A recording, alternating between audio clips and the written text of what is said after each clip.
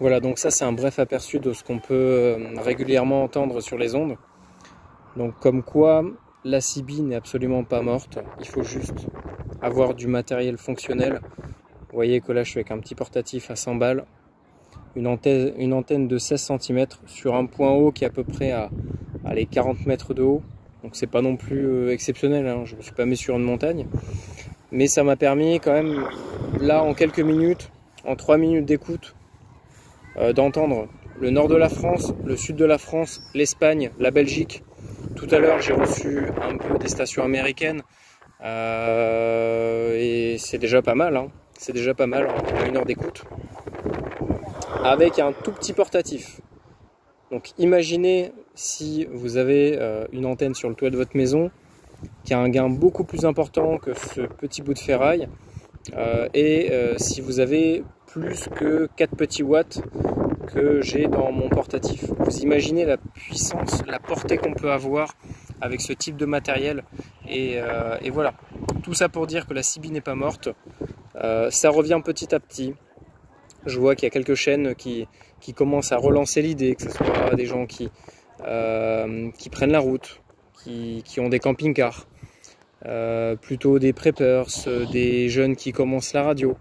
Bref, il y a une multitude un panel énorme d'usages qu'on peut appliquer à la CB avec le potentiel que ça a. Vraiment, je pense qu'il ne faut pas du tout cracher dessus, bien au contraire. Donc n'hésitez pas si vous avez un doute sur voilà, dans l'investissement dans le fait d'investir dans du matériel coûteux, parce que quand même la CB c'est pas non plus le même prix qu'un Baofeng à 20 balles.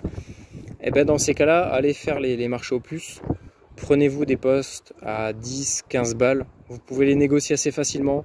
Des AM/FM 40 canaux avec une petite antenne magnétique à mettre sur le toit de la voiture. Déjà avec ça, vous verrez que les jours de propagation, on peut faire des trucs exceptionnels. Voilà. Donc la CB n'est pas morte. Je suis en CB. Maintenant, ce que je ferai quand je ferai des activations sur des points hauts, quand je ferai de l'écoute, j'essaierai de systématiquement prendre ma CB sur moi.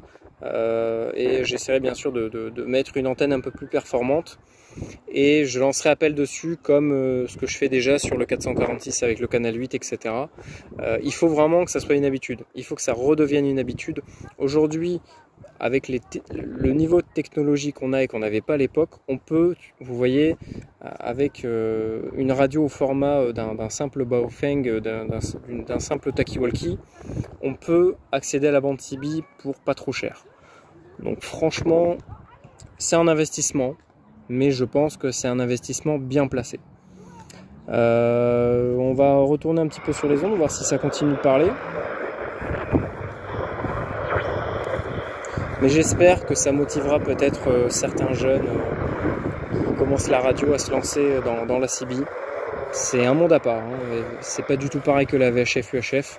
Déjà les modes de modulation sont un peu différents. Il y a de la FM, mais il y a surtout de la AM et de la USB LSB, ce qu'on appelle vulgairement la BLU. Vous voyez que c'est pas exactement les mêmes sonorités, les mêmes procédures, mais c'est super intéressant. Rien que pour l'écoute, hein. Vous voyez que là on a encore des Espagnols. Et ça veut dire que je capte sur des milliers de kilomètres avec ce simple talkie-walkie.